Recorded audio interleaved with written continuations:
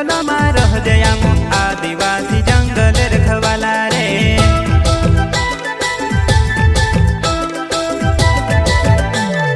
चल जंगल जमीन काज पूजे रे आदिवासी दुनिया ने रखवाला रे।